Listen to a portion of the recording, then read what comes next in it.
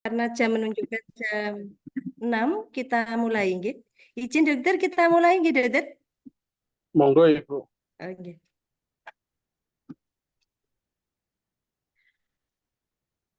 Bismillahirrahmanirrahim. Assalamualaikum warahmatullahi wabarakatuh.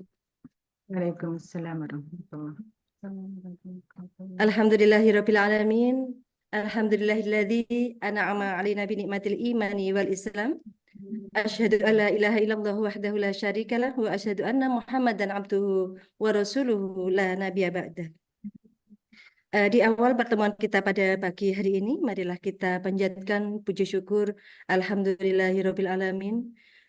Allah telah memberikan begitu banyak nikmat-Nya kepada kita yang tidak bisa terhitung, terutama nikmat iman, nikmat Islam, kesehatan dan kesempatan, sehingga pada pagi hari ini kita bisa bersama-sama bertemu kembali dalam acara Sabila Salimah Berbagi Ilmu.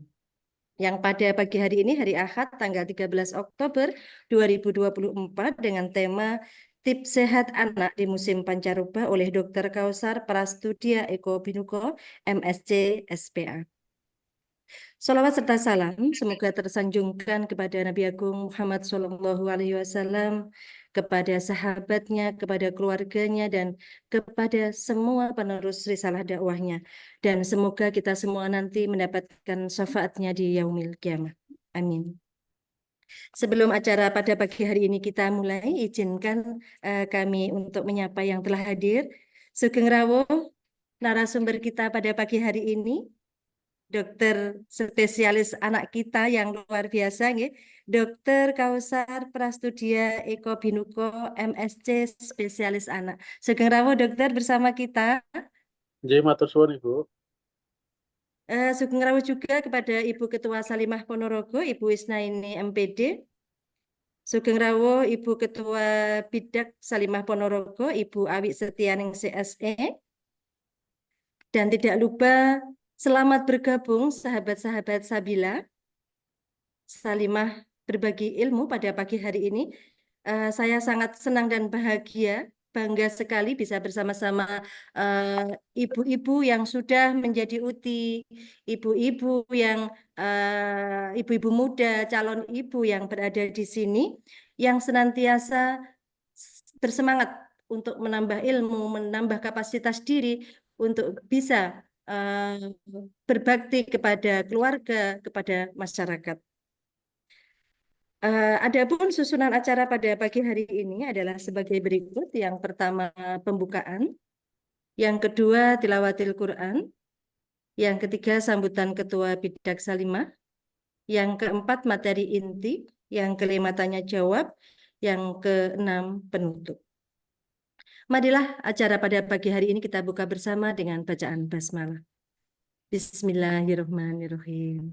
Dan selanjutnya tilawatil Quran kepada Bunda Azizah, disilahkan.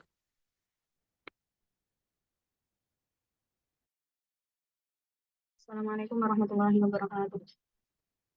A'udzu billahi minasyaitonir rajim.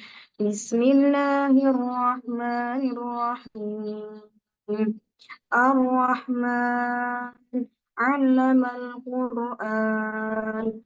Khalaqal insan 'allamahul bayan. Asy-syamsu wal qamaru bihusban. والنجم والشجر يسجدان والسماء رفعها ووضع الميزان ألا تطغوا في الميزان وأقيموا الوزن بالقسط ولا تخسروا الميزان والأرض وضعها للأنام فيها فاكهة والنخل ذات الأكمام والحب ذو العصف والريحان فبأي آلاء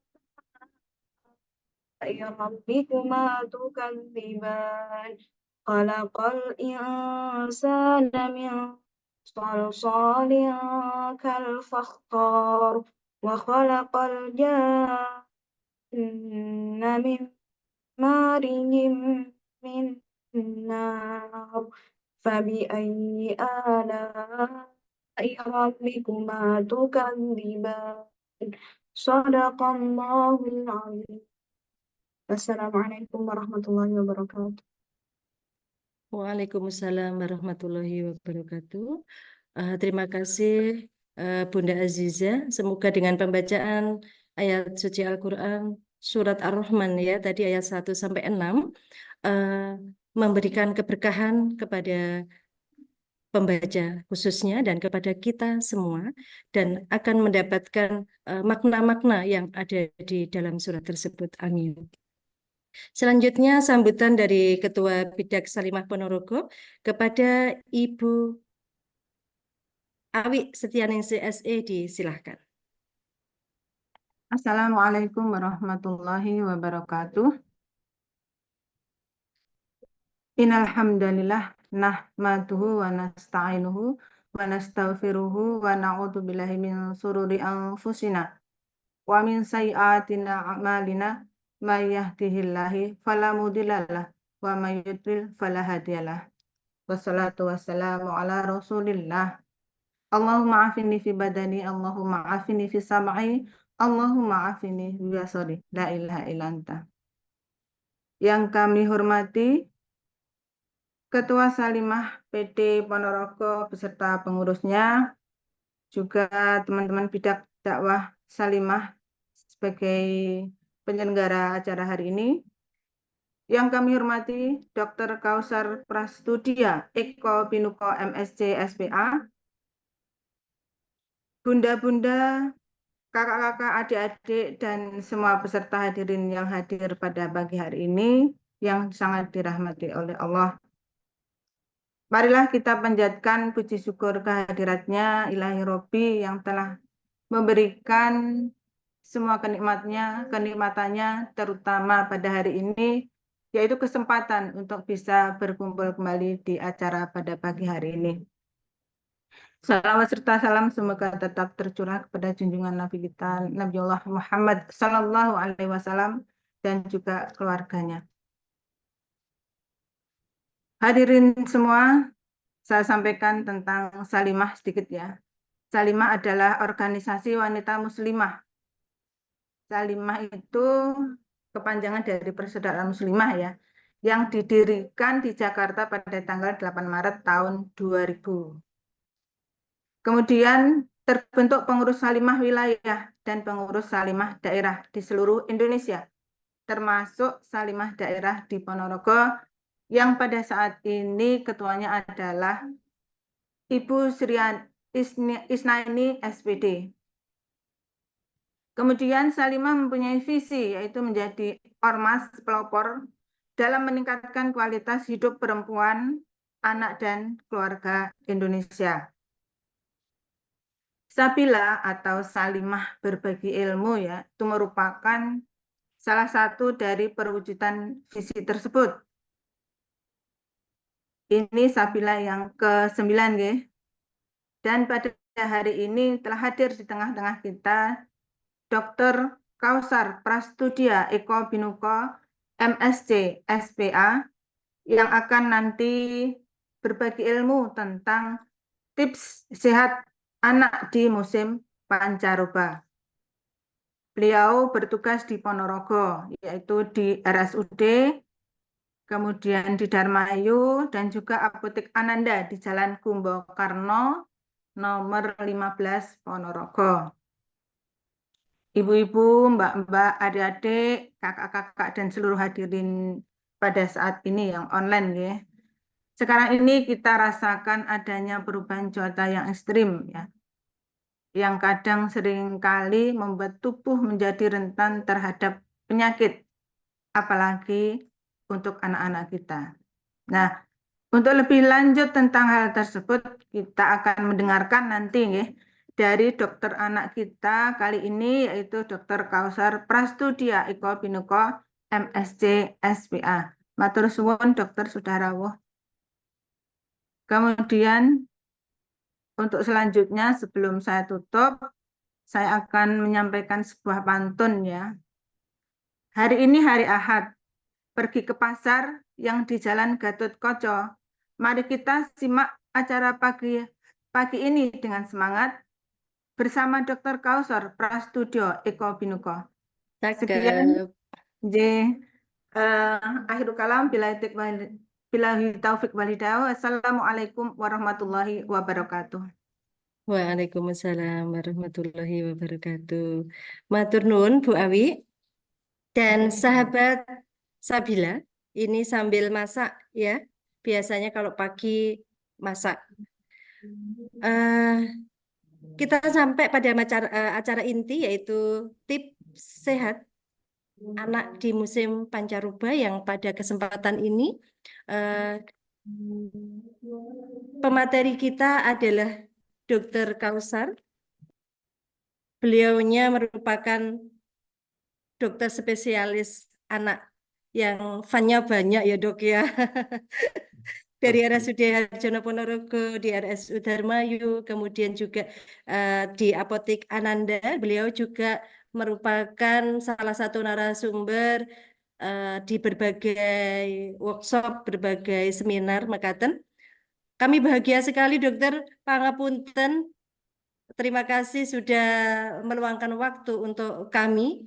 Ibu-ibu di sini terdiri dari ibu-ibu yang dalam tanda kutip senior karena usia dok, sudah mempunyai cucu. Ada juga nanti ibu muda dengan beberapa anak. Ada ibu muda yang baru anaknya beberapa bulan, beberapa tahun. Nah, kami semua walaupun sudah uti atau dengan ibu baru itu kayaknya fenomena yang ada masih sama dok. Anak yang 5 dengan anak yang 1 itu kecemasan ketika keluarganya sakit itu masih sama dok. Jadi ini mohon ya nanti disampaikan di sini bagaimana tips sehat di musim pancaroba ini karena di sekolah wali murid izin beberapa kali gantian aja yang sakit ada. Kebetulan saya juga berdampingan dengan poli anak yang setiap hari juga penuh full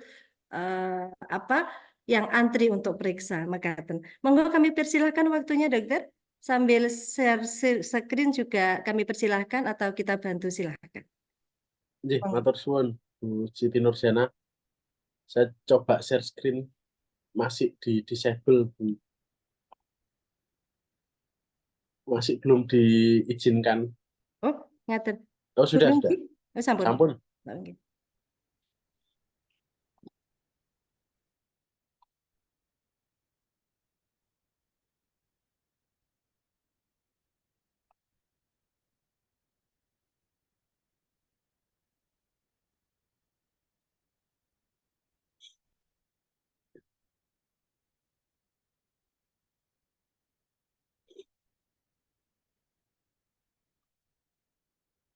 Assalamualaikum warahmatullahi wabarakatuh.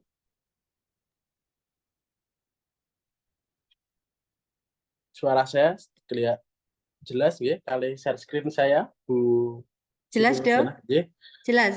Iya, alhamdulillah matur suwun untuk ibu-ibu salimah berbagi ilmu. Pagi ini saya diberikan kesempatan untuk sareng-sareng bersama-sama nanti kita berdiskusi tentang kesehatan anak di akhir-akhir ini ya, terutama di kondisi pancaroba, mungkin peralihan dari musim kemarau ke musim hujan yang ditandai dengan cuaca yang panasnya ekstrim, terus ditandai juga dengan angin yang tiupannya hembusannya lebih kencang. Alhamdulillah, puji syukur kita panjatkan kepada Allah Subhanahu wa taala karena atas limpahan nikmatnya di pagi yang cerah ini, di sela-sela kesibukan ibu-ibu sekalian mempersiapkan kegiatan rumah tangga masih bisa bersama-sama belajar di Salimah Berbagi Ilmu. Shalawat serta salam semoga selalu tercurahkan kepada junjungan kita Nabi besar Muhammad SAW, karena atas syafaatnya nanti yang akan kita tunggu-tunggu di hari akhir. Langsung mawon memulai ibu-ibu sekalian. Jadi kalau kondisi-kondisi sekarang ini kan jelas kondisi yang ekstrim ya. Jadi dia panas, kalau udaranya panas tentu udara itu menjadi kering sehingga tingkat kelembapannya rendah, jadi mengandung sedikit air, terus hembusan udaranya cukup kuat. Nah, partikel-partikel debu yang biasanya ada di bawah permukaan tanah itu dia naik, sehingga nanti dia bisa atau beresiko masuk ke saluran pernafasan si anak. Nah, ketika itu nanti mekanisme tubuh anak apa sih ketika ada sesuatu benda asing yang masuk? Nah, ketika ada benda asing yang masuk, benda asing ini masuknya ya mungkin lewat saluran nafas, bisa hidung, bisa mulut. Benda asing ini nempel jadi kita tuh punya reseptor, Bu. Reseptor batuk itu ada di bagian ujung saluran nafas. Nah, ada benda asing, debu, kuman, virus atau partikel lain yang tidak dikenali oleh tubuh itu masuk, ditangkap reseptor. Akhirnya reseptor ini dia menganggap ini benda asing, harus segera kita keluarkan. Mengeluarkannya dengan apa?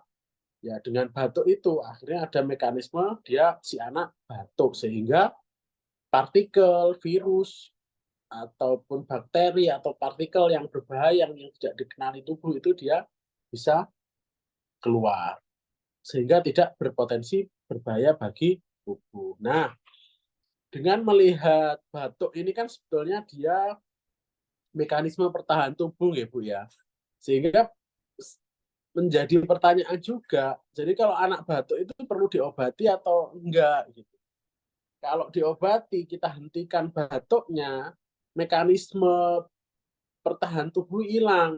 Jadi kuman, virus, partikel, bakteri itu dia masuk, karena dia tidak batuk, ya masuk malah justru nanti masuk ke saluran pernafasan lebih dalam, mungkin masuk ke paru-paru. Nah, akhirnya bisa menyebabkan infeksi di paru-paru atau kita menyebutnya pneumonia itu. Nah, itu kira-kira nanti terkait dengan batuk. Ya, karena musimnya seperti ini nanti tentu banyak anak-anak yang akhirnya batuk. Batuk ini sering banget dijumpai. Ya, kadang kita juga di dewasa juga sering. Penyebabnya bervariasi, bisa dari saluran nafas dan penyebab lainnya. Ya mungkin sering kita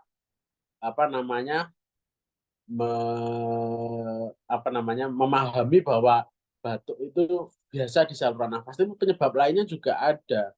Dari saluran pencernaan, anaknya mual, ingin muntah, tapi manifestasinya dia bentuknya sebagai batuk juga ada. Anaknya cemas, gugup, mau ujian, stres, muncul sebagai batuk juga bisa. Itu penyebab lainnya juga ada. Nah, derajat batuk itu ringan saja, berat, disertai dengan sesak, atau bahkan bisa sampai mengancam jiwa. Berdasarkan durasi batuk, Ibu, jadi ada batuk akut itu kurang dari 2 minggu, batuk subakut itu 2-4 minggu, batuk kronis itu lebih dari 4 minggu. Nah, kalau kita lihat dari batuk akut pun itu bisa sampai 2 minggu. Jadi sering kok batuk 10 hari, 11-12 hari kok nggak membaik, ya nggak apa-apa, itu masih masuk ke batuk akut. Nah, ini Bu, jadi kalau batuk itu kan sebuah mekanisme pertahanan tubuh ya. Jadi dia itu refleks alamiah untuk melindungi tubuh, membersihkan saluran nafas dari material yang tidak diinginkan. Materialnya apa ya? Materialnya ada dia sebagai virus, bakteri, kuman, atau partikel-partikel lain, zat-zat yang tidak diketahui atau dianggap asing oleh tubuh. Anak yang sehat pun itu bisa juga dia batuk hingga 11 kali per hari. Nah, saya jelaskan tadi di awal, batuk itu muncul ketika reseptor batuknya terpicu, reseptor batuknya muncul, atau reseptor batuknya terangsang.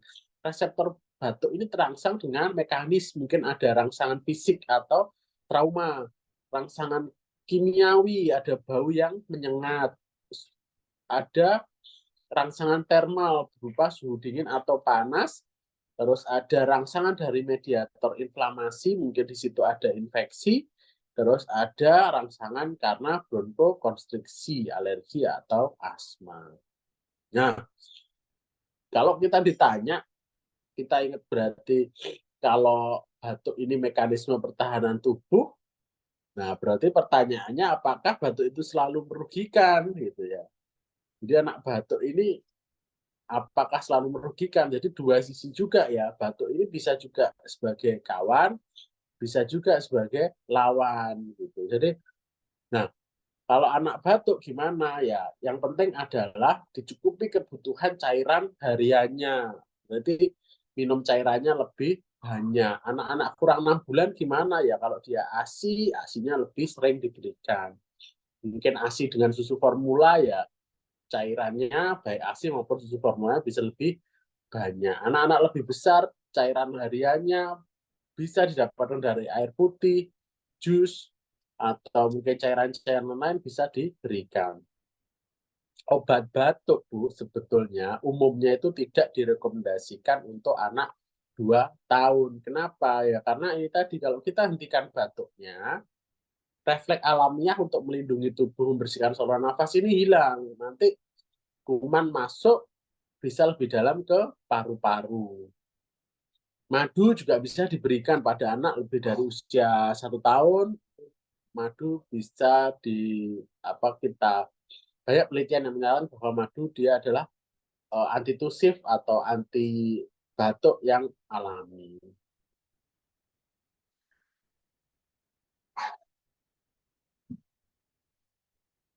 Nah, ini ya, kalau anak batuk, obat batuk yang direkomendasikan, nah ini harus dikonsultasikan ke dokter sebetulnya, itu obat-obat bronkodilator, itu untuk mengurangi sesek pada asma, dan antihistamin, anti alergi pada kasus-kasus rinitis atau batuk yang disebabkan oleh anti alergi. Antitusif, obat pereda batuk. Ya kalau ibu-ibu mungkin familiar ada namanya kodein, dextromethorphan, itu sebenarnya tidak direkomendasikan untuk anak. Nah ini ya. Jadi dari FDA itu Food Drug Association, jadi suatu badan di Amerika, itu badan untuk pangan dan obat di Amerika. Jadi anak-anak ini harus dilindungi dari penggunaan opioid yang banyak muncul di obat batuk maupun pilek. Jadi sebenarnya ya kebanyakan anak itu nggak perlu obat batuk atau pilek sebetulnya. Karena di dalam obat batuk pilek itu ada opioidnya. Opioid itu jenis narkoba. Dia itu menekan batuknya dengan cara menekan refleks batuk itu langsung di otak. Terus diberikan mukolitik. Mukolitik itu pengencer dahak.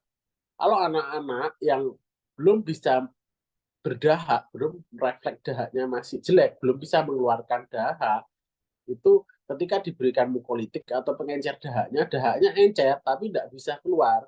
Nah itu nanti justru memicu di saluran nafas, memicu di reseptor batuk itu lebih besar sehingga dia batuknya bisa malah makin menjadi. Pengencer dahak efektif nggak sih sebetulnya?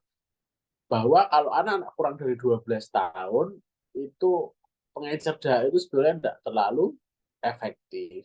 Penelitian mengatakan seperti itu. Antitusif juga, obat-obat batuk manfaatnya juga belum terlalu jelas ya pada manfaatnya untuk mengurangi batuk pada anak.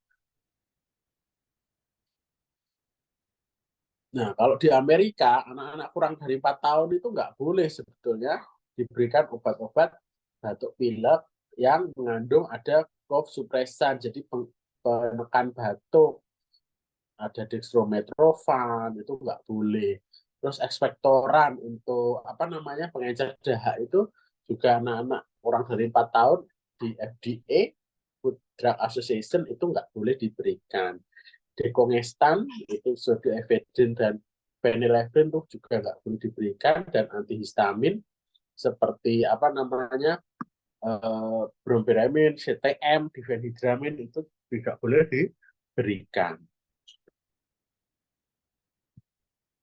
Nah, terus obatnya apa? Ini ada dokter di Jakarta itu kalau ada anak batuk itu ya obatnya sabar ya. Kalau anaknya batuk pasti rewel juga ya. Jadi ya mesti minta gendong terus gitu.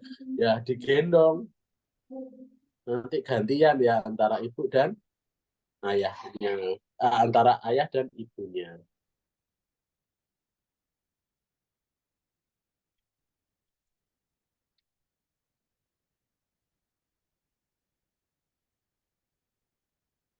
Nah, tapi dalam beberapa kasus batuk itu yang berbahaya ketika adalah batuknya pneumonia. Nah, disinilah peran ibu-ibu sekalian. Ketika anak batuk, ibu-ibu harus mengawasi. Ini kira-kira batuknya pneumonia atau bukan. Pneumonia itu adalah infeksi di paru-paru. Pneumonia adalah infeksi jaringan paru yang disebabkan oleh bakteri, virus, atau jamur. Kalau paru-paru kita itu kalau dipotong kecil banget dilihat di mikroskop itu ada namanya alveolus. Alveolus ini tempat bertukarnya oksigen dan karbon dioksida. Kalau normal dia bersih ini. Kalau dia pneumonia nanti ada radang, bengkak, merah, atau mungkin ada juga di situ cairan atau nanahnya. Nah, ini yang disebut dengan pneumonia. Pneumonia paling banyak sekitar apa namanya 70%-nya itu disebabkan Streptococcus pneumoniae, Haemophilus influenza B, dan sisanya jamur ataupun virus. Nah, penularannya pneumonia ditularkan melalui percikan air liur yang dikeluarkan saat batuk atau bersin yang tersebar di udara kemudian dihirup orang lain. Gejala yang muncul itu demam. Nah, ini Bu, jadi batuk, nafas cepat, nyeri dada, retraksi, ada tarikan dinding dada. Sehingga kalau ibu-ibu ketemu dengan kasus seperti ini, ya ada anak dengan demam, terus batuk, plus ada nafasnya kok cepat, terus ada retraksi atau tarikan dinding dada, ya patut dicurigai kalau kondisi tersebut adalah kondisi pneumonia. Kalau ada kondisi pneumonia tersebut, nah ini nafasnya cepat, jadi dia ada demam, batuk, terus nafasnya cepat. Ibu-ibu kalau bisa laju nafasnya yang normal seperti ini, dikatakan nafas cepat itu kalau lebih dari normal ini, dan sebaiknya menghitungnya pada saat anak tidur ya. Nah, itu berarti dia adalah pneumonia. Pneumonia biasanya ada pada anak-anak dengan malnutrisi atau defisiensi vitamin. Anak-anak dengan BBLR, ada kelainan kongenital, ada gangguan fungsi imun, ada terpapar asap rokok atau polusi, tinggal di tempat tinggal yang berdesakan, serta imunisasinya tidak adekuat. Nah, pencegahan pneumonia adalah melengkapi imunisasinya, memberikan asupan gizi seimbang, pemberian ASI eksklusif, hindari paparan asap rokok dan polusi, serta mengatasi komorbiditasnya. Jadi kalau ada anak BBLR ya diatasi BBLR-nya, kelainan kongenital diatasi kelainan kongenitalnya, gangguan fungsi imun diatasi gangguan fungsi imunnya, sehingga ketika komorbiditasnya dicegah itu nanti kondisi pneumonia bisa membaik. Nah, sering juga ketika anak batuk, pilek gitu ya, terus ingusnya warnanya kuning atau hijau. Oh, ingusnya kuning hijau biasanya ada bakteri sehingga harus diberikan antibiotik. Jawabannya tidak. Jadi kalau ada anak mengalami pilek sering disertai dengan batuk dan demam. Itu adalah common cold atau selesma, bisa juga influenza. Keberadaan ingus yang berwarna adalah suatu hal yang wajar karena ada perubahan warna itu sering terjadi pada kasus-kasus selesma atau common cold. Sehingga tidak berarti kalau imusnya masih bening, itu nggak perlu antibiotik. Terus kalau dia berubah warna, terus jadi mengental, itu perlu antibiotik. Baik bening maupun berwarna, ketika diagnosisnya itu adalah selesma atau flu, itu nggak perlu antibiotik.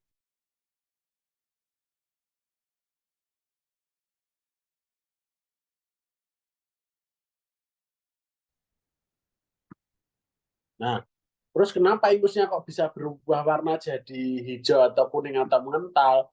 Ketika virus masuk dan menginfeksi rongga hidung dan sinus, itu nanti ada ingus atau mukus atau lendir bening yang bertujuannya, sebenarnya anak pilek itu tujuannya adalah untuk membuang virusnya. Nah, setelah 2-3 hari, sistem imun tubuh melakukan perlawanan, mengubah warna ingus menjadi kental atau kuningan. Nah, bakteri baik penghuni normal hidung kita. Jadi di hidung kita itu ada bakteri baiknya juga yang menjaga hidung ini dari infeksi-infeksi bakteri virus yang berbahaya, itu mengubah warna ingus menjadi kehijauan. Sehingga ya nggak perlu sebenarnya nggak perlu sekali diberikan antibiotik.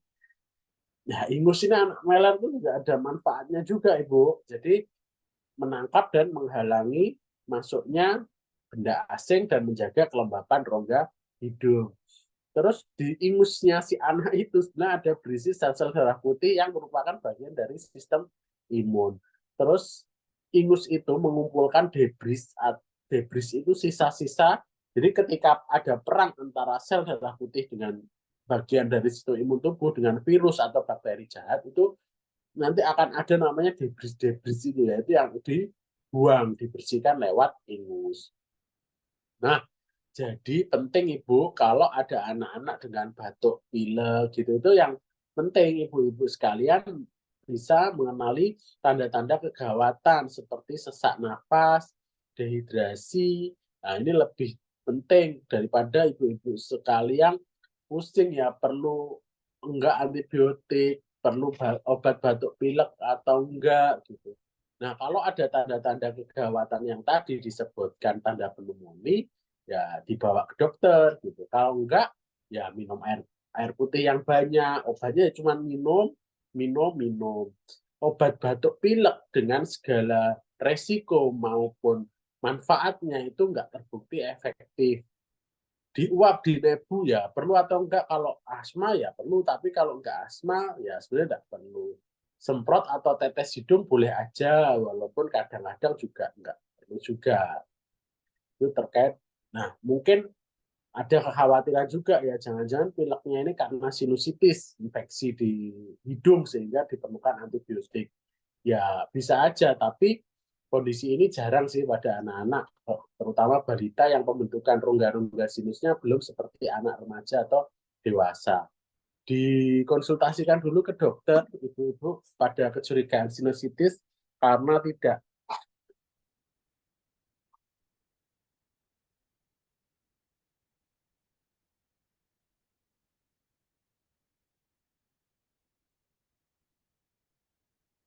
semua sinusitis ini pun juga memerlukan antibiotik. Nah, obatnya apa? Ya, kalau ada anak batuk pilek ya sabar aja, ditunggu sembuh dan digendong. Karena rewel, hidung mampet, ada demam. Terus kalau batuk-batuk itu ya muntah harus setelah disusui. Itu dan menunggu waktu untuk sembuh seiring waktu ya digendong ya, kadang-kadang bisa semalaman suntuk. Karena kalau direbahkan ya pasti anaknya nangis karena hidungnya tersumbat. Jadi ya disiapkan bahunya ya ibu-ibu, gantian bapak pilek. Jadi obat batuk dan pilek adalah kehangatan. Kehangatannya siapa? Kehangatan ayah ibunya ya. Gitu. Nah, kapan mulai kita cari pertolongan? Kalau ada tanda-tanda kegawatan, ada sesak nafas, dehidrasi, ada kejang demam lebih dari 5 menit, demam lebih 3 hari tanpa gejala apapun, justru itu yang kita khawatirkan adalah demam berdarah. Kalau dulu ada COVID-19 ya kita swab, tapi sekarang kondisinya sudah jarang. Nah, ini sering juga ditanya, dok boleh nggak batuk pilek makan es krim? Ya boleh, yang bikin batuk pilek itu kan adanya partikel asing baik itu virus maupun bakteri maupun kuman masuk ke reseptor batuk. Reseptor batuk itu ada di saluran nafas. Ya, anak batuk pilek kan makan es krim, yang masuk es krimnya nggak di saluran nafas gitu ya, masuk es krimnya kan di saluran pencernaan. Jadi ya nggak ada hubungannya juga, kecuali makan es krimnya lewat hidung gitu. Nah itu dia bisa memicu reseptor batuknya, dia batuk. Tapi kalau kalau enggak ya nggak apa-apa kan, masuknya di saluran persaluran pencernaan gitu ya.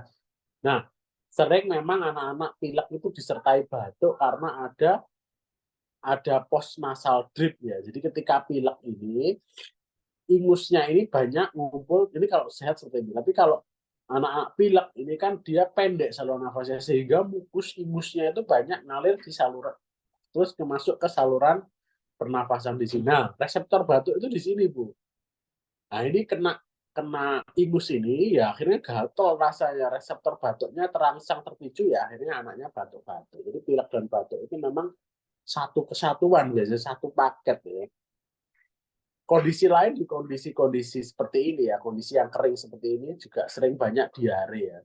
Kenapa? Karena yaitu kuman virus yang harusnya di bawah permukaan tanah kering, di bawah angin dia naik, mungkin masuk ke makanan yang sudah disiapkan untuk anak. Mungkin anaknya pegang-pegang partikel benda-benda yang kotor, nggak cuci tangan makan, sehingga kumannya masuk. Nah, diare atau mencret itu ditandai dengan buang air besar yang lebih sering dari biasanya. Diare itu tanda, bukan jenis penyakit. Jadi diare itu tanda ada kondisi penyakit. Tapi penyakitnya apa? Banyak sekali. Nah, ini sebetulnya yang perlu ibu-ibu ketahui, bahwa diare dan muntah adalah upaya tubuh untuk mengeluarkan racun dan mengeluarkan virus atau kuman. Nggak perlu memberi obat anti muntah atau obat untuk memampatkan diare. Obat-obat tersebut hanya mengurangi atau menghentikan gejala diare atau muntah, bukan mengobati penyakitnya, bahkan malah sering muncul banyak efek samping. Nah, kenapa, Bu? Jadi diare muntah kan upaya tubuh untuk mengeluarkan racun dan mengeluarkan virus atau kuman. Kalau kita berikan obat anti diare, nah itu nanti diarenya berhenti, tapi kumannya malah nggak bisa keluar. Nah ini yang akhirnya dia memperberat infeksinya, gitu.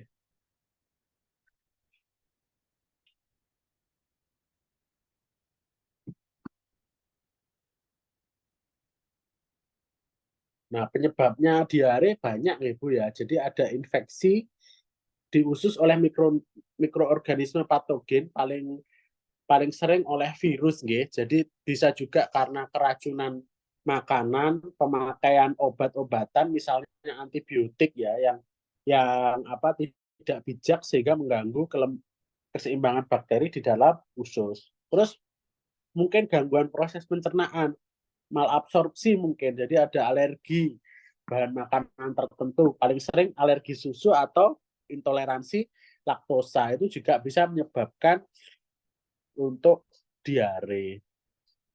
Ya, memang penyebab kematian anak balita paling besar saat ini masih disebabkan oleh diare, baik di Indonesia maupun global secara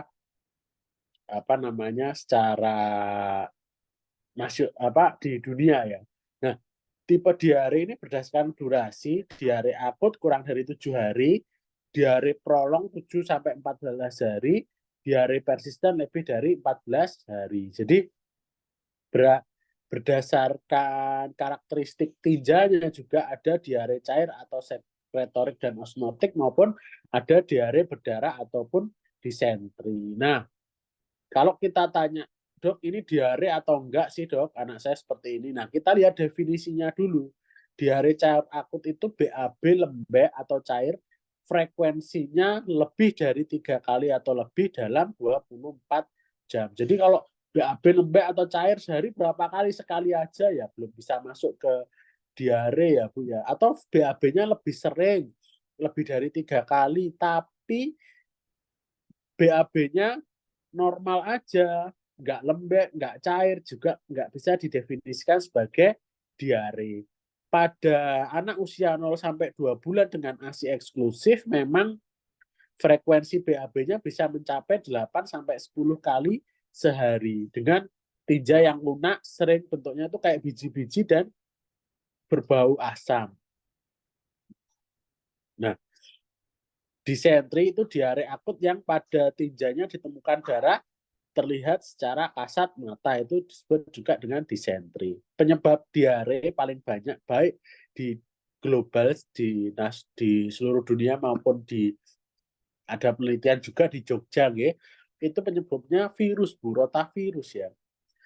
Kalau virus jadi ya nggak terlalu perlu juga untuk diberikan antibiotik.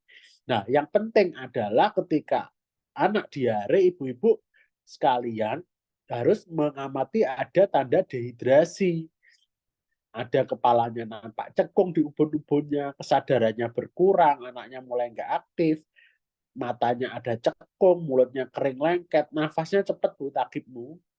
Terus mengalami turgor yang buruk, terus penurunan berat badan mendadak, terus tidak BAK lebih dari 3 jam. Nah, kalau diare yang disarankan oleh WHO maupun Kemenkes itu obatnya satu oralit, hanya diberikan oralit.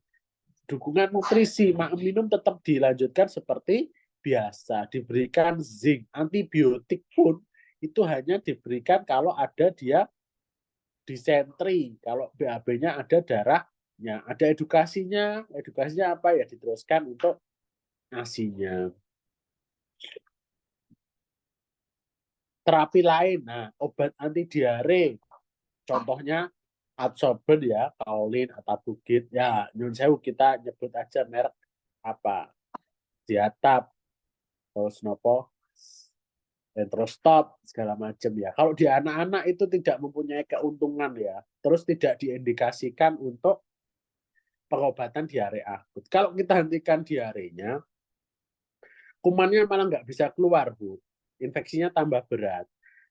Nah, obat-obat juga ini dia kalau diberikan, kadang-kadang BAB-nya, diarenya membaik, cuman malah jadinya nanti dia BAB-nya jadi keras, konstipasi, malah kasihan anaknya nanti. Terus juga obat anti muntah, pripun dok obat anti muntah? Nah, muntah sebetulnya dia akan berhenti sendiri kalau sudah terhidrasi. Kalau cairan sudah cukup itu justru muntahnya malah membaik. Biasanya umumnya itu tidak perlu diberikan anti muntah. Tapi kalau muntah sekali, muntahnya hebat ya. Muntahnya banyak, sedangkan dia diare, ibaratnya yang dari atas nggak bisa masuk, yang bawah banyak keluar, nanti dehidrasi. BAB di diarenya kan kuncinya ini kan cairan dari minum kan harus tercukupi. Nah, kalau dia apa namanya muntah banget ya, kita bisa berikan domperidon atau ondansetron nanti atas resep dokter, sehingga dia tidak muntah, minum bisa masuk. Sehingga kalaupun dia masih diare, asalkan dia minum bisa masuk, cairan bisa masuk, itu aman. Probiotik, nah, probiotik pripun ya, kita nyebut merek aja lah, banyak nggak apa-apa. Elbio, Lactobi, itu kan kuman hidup sebenarnya, tapi ada efek positif terhadap kesehatan kalau dikonsumsi dalam jumlah yang cukup. Nah, ini ada manfaatnya juga sebenarnya probiotik. Nah, biar nggak diare, pripun pencegahan, nggak ASI eksklusif, MPASI setelah 6 bulan, jaga kebersihan air dan makanan, cuci tangan dan kebersihan diri, BAB di jamban, terus imunisasi vaksin rotavirus. Demikian ibu-ibu sekalian kondisi-kondisi yang sering pada anak nih. Ada mungkin batuk pilek, terus mungkin kondisi diare ya, karena sekarang kan kering ya, sehingga nanti banyak kuman yang harusnya menempel di tanah, dia naik ke permukaan sehingga bisa masuk ke anak melalui saluran pernafasan maupun saluran pencernaan. Demikian, saya kira masih ada waktu, tapi saya kembalikan ke Bu Siti Nurjana selaku MC hari ini. Mungkin masuk ke sesi tanya jawab gitu. Matur nuwun dokter. Nggih, mohon Eh, maaf pen- di kamera saya agak miring karena saya dekatkan posisinya ke mikrofon supaya jelas Ibu. Oh, inggih dok, monggo silakan nggih. Matur nuwun dokter, Nggih, pencerahan yang luar biasa ini buat ibu-ibu karena kami terus terang cemas, terus seringkali ayo ndang diobati gitu ya. Ternyata ada tahapan-tahapan kapan kita perlu minum obat, kapan memberikan obat ke anak atau cucu kita, kapan nggih, kita bisa sabar tadi ya dengan menggendong tadi, dengan nggih, bonding yang seperti itu. Dok, ini ada pertanyaan yang ada di chat, atau nggih. yang langsung dulu mungkin teman-teman bisa raise hand atau langsung membuka mikrofon. Kalau yang bisa langsung, ini sudah ada di chat dok. Yang pertama, izin bertanya dokter, apakah pneumonia bisa sembuh total dok? Nggih. Ya, Monggo dijelaskan menika nggih. nggih, bisa Bu. Jadi kondisi emang bahaya batuk itu kan kalau ada pneumonia nggih Bu ya. Nah, ini yang pokoknya ada anak batuk itu jenengan harus ngawasi putra-putrinya, cucu-cucunya batuk ada ndak tanda-tanda menika. Kalau nggak ada nih berarti batuk biasa kemauan. Tapi kalau ada seperti ini berarti dia adalah penyebab penyebab batuknya karena pneumonia. Itu yang harus waspada atau harus dibawa ke fasilitas kesehatan. Bisa nggak diobati? Di etiologinya Bu, penyebabnya paling banyak adalah bakteri Staphylococcus pneumoniae atau pneumococcus. Menika bisa diberikan antibiotik dan hasilnya rata-rata baik, termasuk kuman Haemophilus influenza B. Ketika diberikan antibiotik yang tepat, rata-rata kondisinya membaik. Dikecualikan dia ada berlangsung cukup lama sehingga mungkin telat mengenali adanya infeksi pneumonia sehingga infeksinya menjadi berat sehingga tidak berespon dengan antibiotik yang kita berikan. Kedua, mungkin ada perluasan kasus ya. Jadi seperti ada bakterinya naik mungkin ke otak, jadi meningitis, infeksi di otak. Nah, itu biasanya kondisinya lebih berat. Tapi asalkan pneumonia ditata laksana semakin cepat dengan antibiotik yang tepat, itu dia bisa membaik. Seperti itu.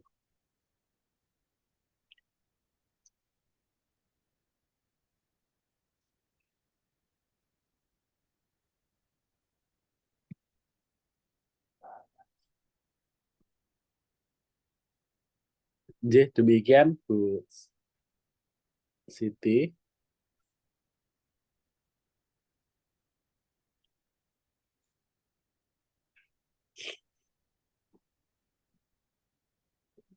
Suara Bu Siti Nurjana mungkin masih di mute Bu.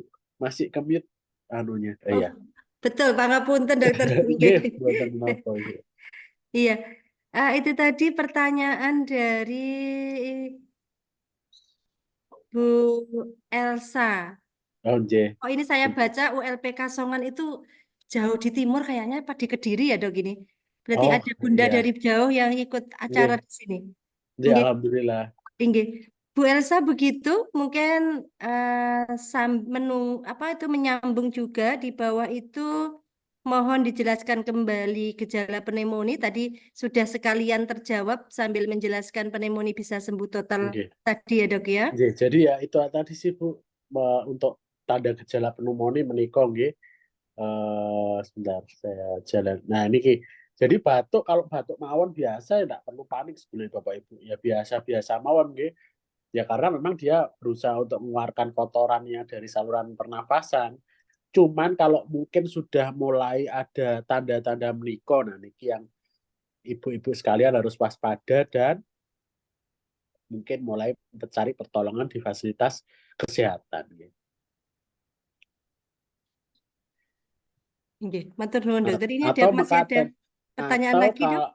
atau mungkin kalau batuk, demam, terus jenengan ndak yakin ya, iki nafasnya cepat atau mboten, ini anaknya nyeri dadanya karena batuk atau apa, terus mungkin atau jenengan nggak yakin juga ibu-ibu, ini ada tarikan dinding dada apa mboten. Nah, niku monggo bisa juga ke fasilitas kesehatan untuk memastikan ini apakah pneumonia atau bukan. Kalau nanti pas ya tugas kesehatannya melihat, bahkan perawat pun sudah banyak diajari untuk melihat nafas cepat dan tarikan dinding dada. Jadi perawat bidan itu sudah terbiasa. Jadi kalau akses ke dokter spesialis mungkin berhalangan, bisa ke fasilitas terdekat, fasilitas kesehatan terdekat untuk dilihat ini gejala pneumonia atau bukan. Kalau bukan pneumonia ya aman sih, biasanya batuknya tidak mengancam jiwa atau tidak fatal. Nah, kalau memang tanda pneumonia, baru biasanya nanti fasilitas kesehatan akan memberikan terapi lanjutan, apakah mungkin diberikan antibiotik.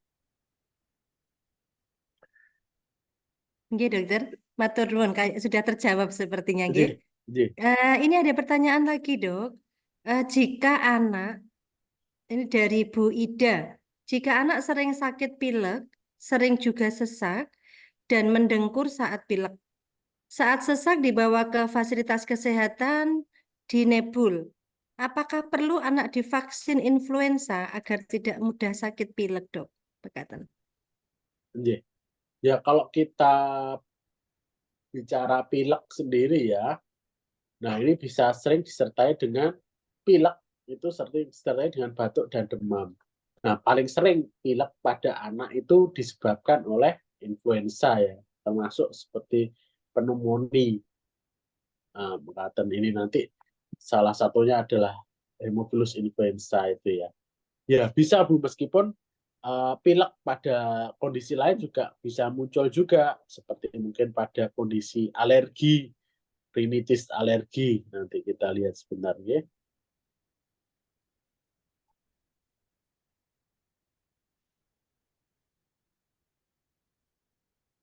Nah, menikah juga kalau rinitis alergi itu juga bisa muncul sebagai batuk pilek, asma juga mungkin sebagai batuk. Nah, kadang kita juga kesulitan juga, ini batuknya karena rinitis alergi, karena alergi atau asma, atau mungkin influenza, infeksi virus influenza. Nah, kalau sebenarnya perlu atau enggak ya perlu sih diberikan vaksin influenza, setidaknya dia mengurangi kejadian batuk pileknya akibat dari influenza.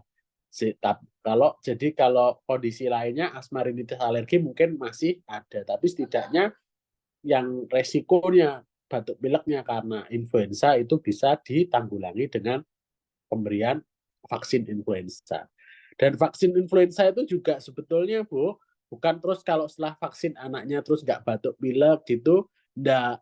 Kalau dia karena asma atau rinitis alergi mungkin masih ada batuk pileknya. Tapi kalau dia terkena batuk pileknya karena influenza, itu durasinya biasanya bisa lebih cepat. Jadi biasanya anak ini batuk pilek seminggu, 2 minggu gitu ya. Kalau sudah diberikan vaksin influenza, dia biasanya durasinya lebih cepat, mungkin sekitar 3 hari.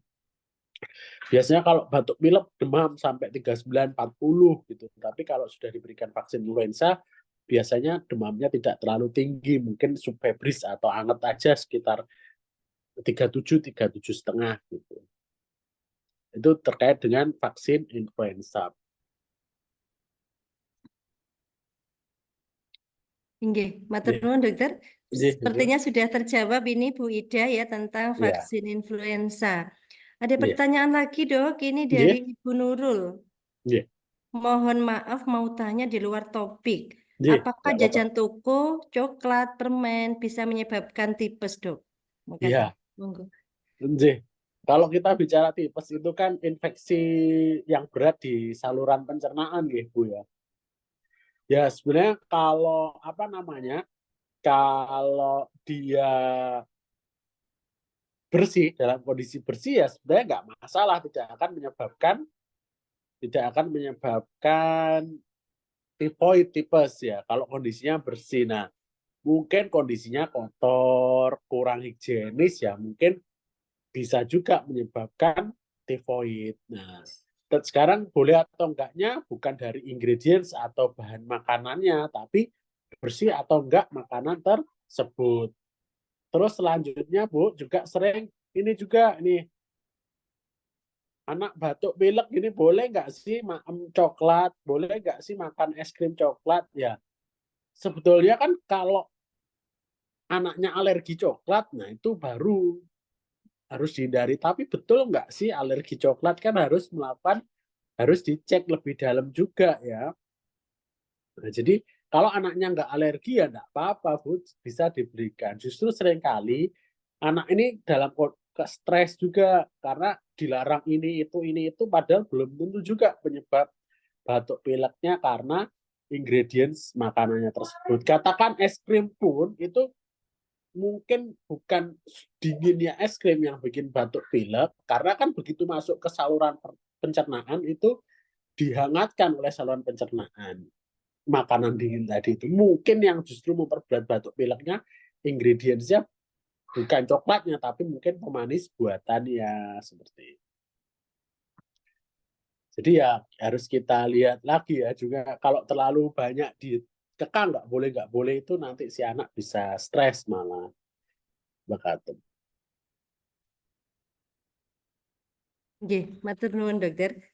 Sami-sami. Bu Nurul, sudah terjawab nggih Bu. Selanjutnya ada dari Bu Awi, Dok.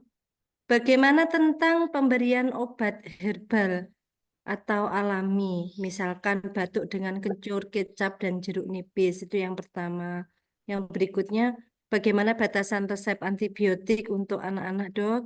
Kemudian yang ketiga, langsung aja ya, Dok, karena dari satu penanya. Di medsos kok ada pemberitaan anak-anak sudah harus cuci darah. Sebenarnya kenapa ya, Dok?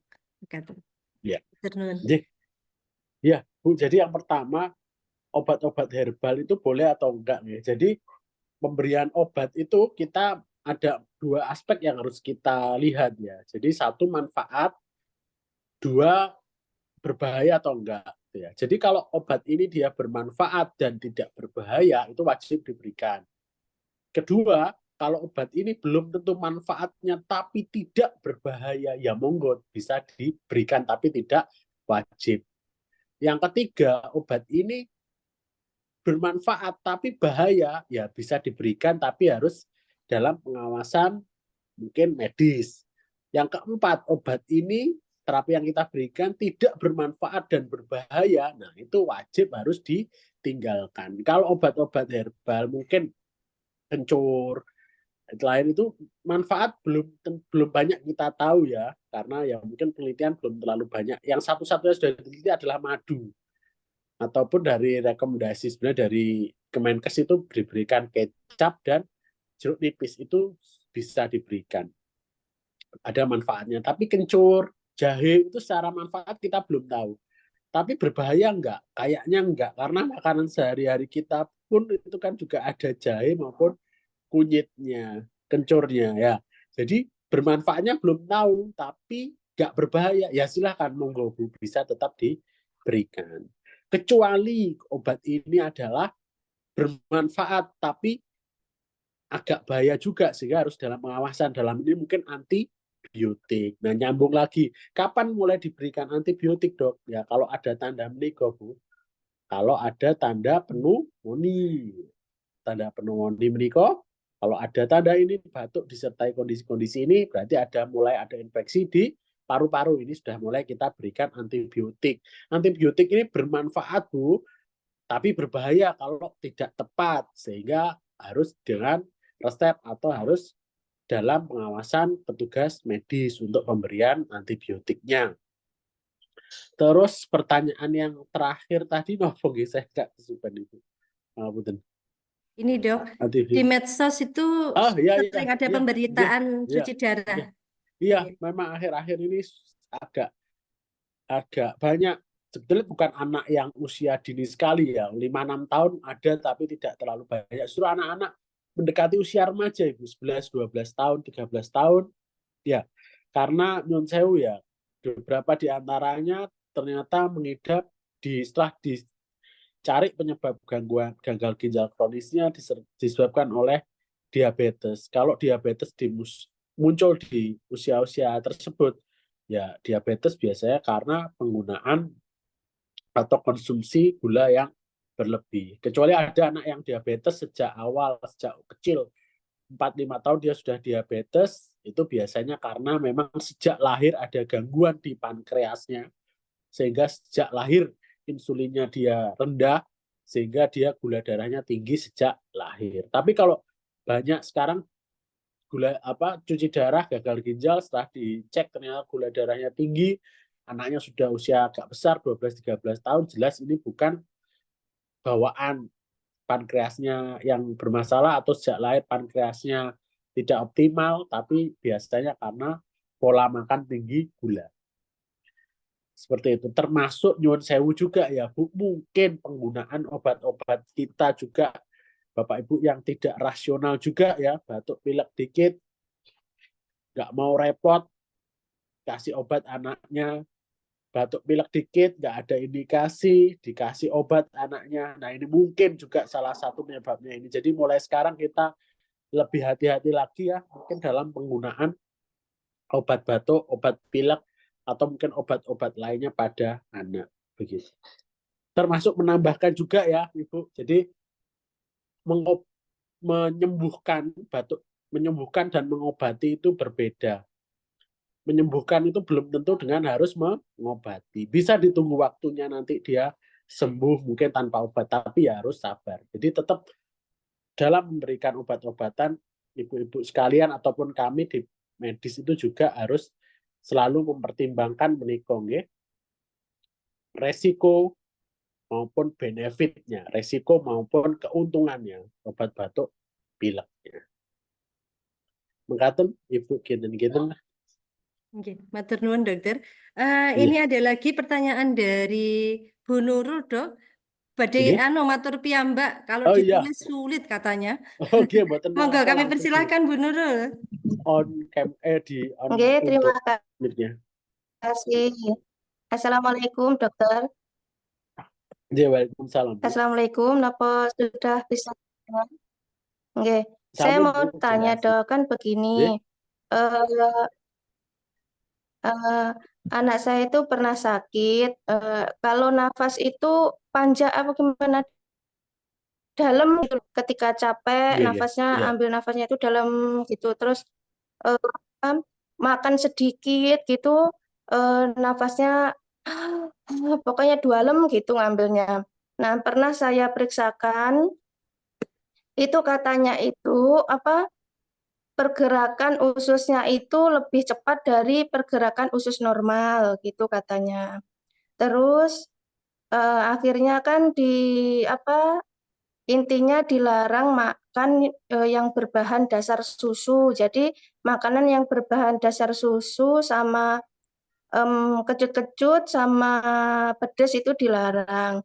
Nah, yang mau saya tanyakan, itu sakit apa ya dok? Terus kira-kira berbahaya apa tidak? Soalnya sering kambuh seperti itu. Nah, nanti ketika di stop kayak makan kecut pedas yang berbahan susu itu sudah sehat lagi. Tapi namanya anak terkadang kan eh, pengen makan ini makan itu tuh kalau tidak tanpa pengetahuan orang tua kan nggak ada yang ngontrol gitu, terus akhirnya kayak gitu lagi. Begitu rutenya dok. Terus Ya. bagaimana nggih itu sebenarnya sakit apa, terus kira-kira berbahaya apa tidak? Terima kasih. Nggih. Langsung mau nggih Bu Nurul nggih. Jadi kalau kita bicara anak tadi ya nafasnya panjang itu kan berarti dia ada suatu usaha tambahan supaya udara masuk ke paru-paru. Nah, usaha tambahan, kenapa dia sampai perlu usaha tambahan udara supaya masuk ke paru-paru? Mungkin juga ada tekanan dari di sekitar pencernaan. Gangguan pencernaan juga bisa menyebabkan ada sensasi sesek gitu ya, sehingga si anak nafasnya panjang. Atau juga ada penyempitan di saluran nafas ini menyempit. Nah, ini yang penyempitan saluran nafas ini yang kita sebut dengan asma. Memang salah satu pencetusnya dari asma ataupun gangguan pencernaan itu adalah suatu intoleransi. Intoleransi itu dia tidak tubuh tidak bisa mentoleransi beberapa zat makanan. Ya mungkin tadi yang disebutkan dengan coklat, terus kecut sama pedes tadi. Nah, kalau kondisi-kondisi intoleransi ngetesnya pripun memang dengan seperti itu Bu. Kalau di stop anaknya membaik, tapi kalau diberikan anaknya muncul, berarti sudah pasti itu ada suatu intoleransi. Berarti si anak ini tidak toleran terhadap bahan makanan tadi. Ya mau tidak mau ya memang harus dihentikan Bu supaya kondisinya bisa membaik. Kalau bahaya atau enggak, nah itu bahaya ketika asma ini dia benar-benar menyempit sama sekali Bu saluran nafasnya sehingga anak bukan kesulitan bernafas tapi anak tidak bisa bernafas. Nah itu bahaya. Tapi kalau sekedar anaknya nafasnya jadi panjang terus agak nafas narik seperti dia itu tidak akan menimbulkan bahaya.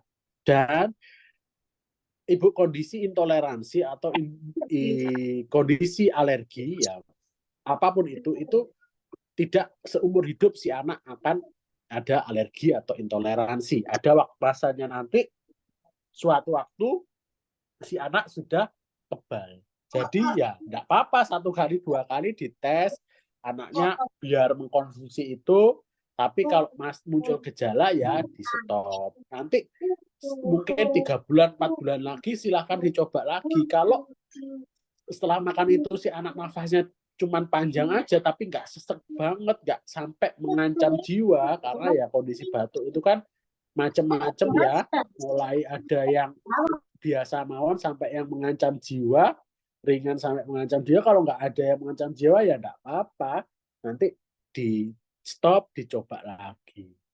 Mekaten kinten-kinten Bu Nurul. Oke, terima kasih dokter. Sampun paham. Sami-sami. Matur nuwun, nggih, sudah terjawab nggih Bu Nurul. Nggih. Dok ini ada titipan. Nggih. Kalau ada anak yang panas, tiba-tiba panas, gitu ya. Kalau ada gejala yang muncul lainnya itu pilek, itu lebih tenang orang tuanya karena oh ini panasnya karena pilek gitu ya. Nggih. Tetapi kalau ternyata panas sehari terus dikasih minum di ini ternyata dibiarkan istilahnya tanpa obat sembuh, besoknya itu dianggap dia sehat atau bagaimana dokter? Iya. Jadi kalau kita curiga demam ya, anak dengan demam itu ya sebetulnya obat ya penurun panas saja. Penurun panas aja, terus diberikan intake cairan yang cukup karena komplikasi paling tinggi paling berat dari anak demam itu kan dehidrasi ataupun mungkin kejang demam. Bisa Ibu awasi pemberian obat aja penurun panas dan minum yang cukup itu sampai 3 hari. Demam, tapi kalau lebih dari 3 hari tanpa gejala apapun, khawatir demam berdarah ya monggo mulai sakit diperiksakan. Atau mungkin ada kejang demam lebih dari 5 menit, nah ini apa namanya, dia bisa diberikan pengobatan. Jadi syaratnya demam ya monggo petugas kesehatan kalau kejang demam lebih dari 5 menit atau dia demam lebih dari 3 hari tanpa gejala apapun, kita khawatir demam berdarah, monggo nanti bisa mencari pertolongan ke petugas atau ke vaskes terdekat. Oke. Matur nuwun dokter. Sami-sami ya, intinya kalau demam sebelum nunggu 3 hari itu diberikan penurun panas dan jangan lupa untuk di cairannya supaya tidak dehidrasi. Inggih, matur nuwun dok. Monggo kami persilakan yang menginginkan bertanya langsung, walaupun sebenarnya di chat Mak sudah ada pertanyaan lagi. Monggo kami persilahkan. Ini tadi ada yang Bu Isna, mungkin grupnya Bu Isna nggih. Karena satu Zoom untuk bersama-sama di lingkungannya, Dok. Jadi masuknya satu Zoom gitu, tapi ya, dengan keluarga besar dan tetangga-tetangga. Monggo silahkan, mungkin ada yang bertanya. Bu Isna monitor. Nggih. Lingkungannya Bu Isna. Atau sambil menunggu Bu Isna, nggih, menika ada pertanyaan yang di chat, saya bacakan terlebih dahulu. agar sembuh dari asma bagaimana, Dok? Mekaten, Oh monggo iya. silakan. Nggih, Ibu asma ini kan kondisi yang ini ya. Sebenarnya asma itu kan alergi. Alergi tapi alerginya muncul dengan alergi yang berat. Muncul di saluran nafas. Begitu ada pencetusnya, pencetus alergi namanya alergen. Ada alergen masuk. Nah, masalahnya tiap anak itu alergennya beda-beda. Jadi memang agak susah nyari. Kalau ditanya, dok, ini alergi apa? Ya itu yang agak susah. Jadi kita kalau ditanya alerginya apa, ya kita trial and error, gitu. Dites, oh ini dia muncul ya berarti dia alerginya itu. Dikasih ini kok enggak, berarti dia enggak alerginya itu. Nah, begitu alergi masuk, ini bronkusnya ini dia menyempit, Bu, sehingga dia sesek. Nah, itu yang kita sebut dengan asma. Asma itu alergi juga, tapi di saluran nafas dan dia bentuknya berat, sesek sekali ya, itu asma. Bisa sembuh atau enggak? Bisa, Bu. Jadi makin besar si anak, dia makin toleran, dia makin bisa menerima si alergen ini masuk, sehingga makin lama kejadian asmanya makin berkurang, nanti dia sampai akhirnya dia sembuh. Atau dikatakan asma itu sembuh, dia tidak serangan. Tidak serangan bagaimana caranya? Dihindari alergennya itu. Nah, mencari alergennya ini yang harus dengan trial and error. Sehingga pertanyaan, asma bisa sembuh nggak? Bisa, Bu. Nanti makin besar dia asmanya makin membaik. Terus pokoknya dihindari alergennya, nah itu juga asmanya terkontrol, asmanya nggak akan muncul, nggak ada serangan asma, juga bisa sembuh juga. Nah, terus ditanya, alerginya apa, Dok, yang harus dihindari? Nah, itu yang memang sulit karena setiap anak alerginya beda-beda. Jadi ya pripun ilmunya namanya sih ilmu titen ya kalau orang Jawa kita ya, Bu, dititeni kira-kira ini ya anak ini habis ngapain sih kok terus dia asma, anak ini habis kena apa sih kok terus asma.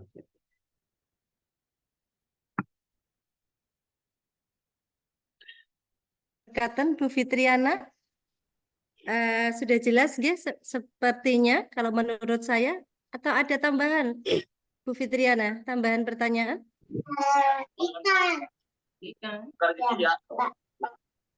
Sampun jelas nggih? Saya panggil kembali kelompok Bu Isna ya, grup ini. Monggo, grupnya Bu Isna dengan lingkungan ada pertanyaan menapa mboten?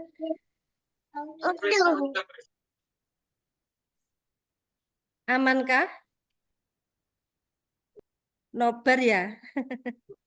Berapa? Ambillah kali kita. Insya jadi 16. Abungnya satu ya. 120.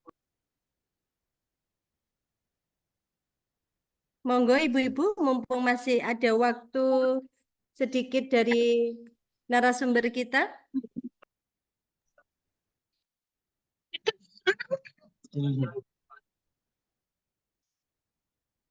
Tadi sudah dijelaskan oleh narasumber kita, yang pasti yang pertama jangan panik. Yang berikutnya ada resep utama tadi yang SABAR. Nah, kemudian yang berikutnya juga ada bonding ya tadi. Kehangatan langsung dari ayah bundanya. Ternyata itu obat mujarab untuk anak yang sakit. Yang berikutnya tadi juga dijelaskan oleh Dr. Kausar, kapan sih kita perlu minta pertolongan kepada fasilitas kesehatan, kepada dokter, kepada bidan gitu ya. Jadi ada warning-warning khusus. Tetapi yang pasti yang pertama jangan panik. Ini mengingatkan kembali kepada saya, kalau anak saya sakit, saya perutnya ikut mules. Kalau cucunya sakit, ikut menjadi panas dingin gitu ya. Jadi sambil curhat-curhatan dengan ibu-ibu, dengan pakarnya dokter spesialis anak. Nggih. Monggo ada lagi. Oh inggih, mengingatkan nggih ibu-ibu link presensinya yang belum ngisi silahkan sambil diisi. Masih adakah pertanyaan? Ada yang raise hand, Bu? Nggih, Dok? Bu Elsa ada yang raise hand. Oh, raise hand. Bu Elsa, yang dari jauh ya ini ya. Monggo Bu Elsa kami persilahkan.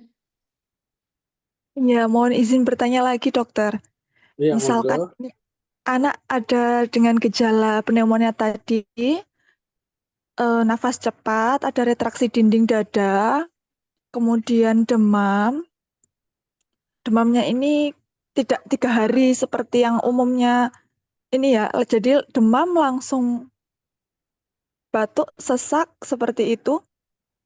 Dan kemudian apa itu namanya leukositnya itu tinggi, dokter, ketika cek lab. Itu Iya. apakah terindikasi harus rawat inap ya, dok? Seperti itu. Terima kasih, dokter. Nggih, bagus nggih Bu Elsa, bagus sekali nggih ini untuk apa namanya sharing juga ke teman-teman sekalian. Jadi untuk pneumonia itu demamnya tidak harus 3 hari Bu, bahkan dia demam 1 hari pun tapi ada nafas cepat, ada mungkin ada nyeri dada, ada retraksi atau tarikan dinding dada, itu kita sudah menyebutnya pneumonia. Jadi tidak ada kriterianya demamnya harus lebih dari 3 hari. Satu itu. Kedua, kalau memang dia pneumonia itu obatnya antibiotik. Tapi kita juga lihat derajatnya pneumonia juga. Kalau pneumonia derajatnya derajat berat, pneumonia berat, jadi tarikan dinding nafasnya sangat berat. Ada nafas cepatnya itu nafas cepat banget. Mungkin dicek saturasi oksigennya rendah, sehingga dia perlu dibantu dengan penggunaan oksigen. Sehingga antibiotiknya, kalau antibiotik lewat minum kurang, sehingga harus dimasukkan antibiotik lewat injeksi. Nah, itu indikasi untuk dirawat inap. Atau juga pneumonia ringan sih sebetulnya Bu. Nafasnya cepat memang betul, tapi tidak terlalu cepat. Tarikan dinding dadanya juga tidak terlalu cepat. Sebetulnya menggunakan antibiotik oral, antibiotik minum awan cukup. Tapi demamnya ini sudah demamnya tinggi, batuknya ngikil sekali, anak malas minum, dokter melihat atau tenaga kesehatan melihat ini indikasi dehidrasi, sehingga perlu bantuan cairan lewat infus, itu juga merupakan indikasi rawat inap. Leukosit tinggi juga belum tentu pneumonia. Leukosit rendah pun, kalau dia ada nafas cepat, nyeri dada, tarikan dinding dada, itu sebuah kondisi pneumonia. Jadi indikasi rawat inap pada pneumonia kalau derajatnya berat sehingga kita perlu memberikan antibiotik lewat injeksi. Terus yang kedua, pneumonia disertai komplikasinya adalah dehidrasi sehingga kita perlu menggunakan cairan lewat infus.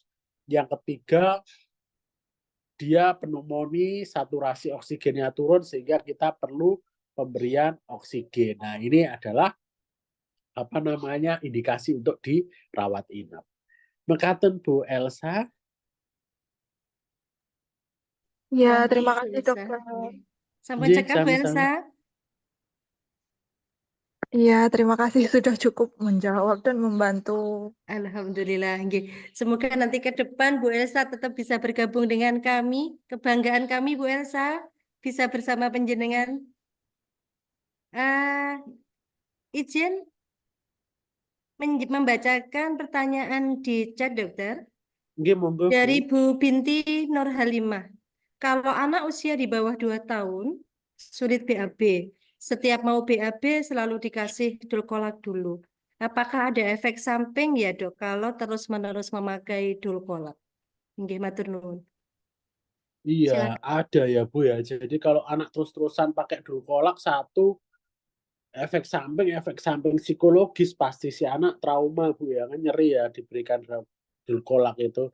Kedua juga lecet atau infeksi bahkan mungkin di saluran anusnya. Ya kalau anak konstipasi dan dia sudah sudah istilahnya terus-menerus pakai dulkolak, ya sebaiknya ke fasilitas kesehatan ya Bu. Kita cari penyebabnya apa. Penyebab konstipasi di anak sampai menggunakan pencahar, satu mungkin hanya sekedar karena pola makan, anaknya kurang cairan, tidak mau makan serat, atau mungkin terlalu banyak minum susu formula, atau sampai kondisi yang lebih berat, mungkin ada gangguan usus, kita nyebutnya ada Hirschsprung disease, megakolon kongenital, itu juga ditandai dengan konstipasi yang berkepanjangan. Jadi saran saya ke fasilitas kesehatan terdekat, Bu, untuk dicari penyebabnya konstipasi apa. Konstipasi itu kalau kita analogikan tuh kayak demam tuh loh, Bu. Jadi konstipasi itu gejala, demam itu gejala, tapi pasti ada penyebabnya. Demam juga ada penyebabnya. Demam berdarah, infeksi saluran pernafasan, infeksi saluran kencing, harus kita cari penyebabnya. Konstipasi juga begitu, Bu. BAB-nya keras. Obatnya apa? Pencahar. Ya, sama demam obatnya paracetamol, tapi tetap harus dicari penyebabnya. Kira-kira dia konstipasi ini kenapa? Kalau terus-terusan dikasih mikrolak, dulkolak atau obat pencahar, trauma pasti. Terus yang kedua, dia lecet di saluran anusnya. Jadi ya sebaiknya kalau berkenan bisa di fasilitas kesehatan terdekat untuk dicari penyebabnya kenapa. Mekanten nggih Bu Binti Nurhalimah. Monggo kami persilahkan ibu-ibu semua sahabat Sabila yang bergrup-grup dengan grupnya monggo. Atau sudah jelas? Semoga sudah terbacakan semua yang di chat nggih. Sampun, insya Allah.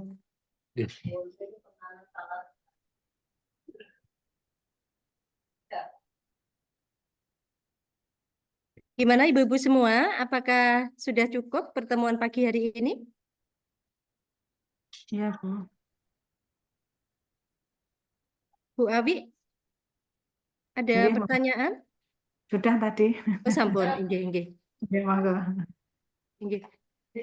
Alhamdulillah dokter, semua pertanyaan menika sampun terbacakan yang ada di chat, yang di raise hand juga sampun kita tanggapi. Terus tidak ada raise hand lagi. Semoga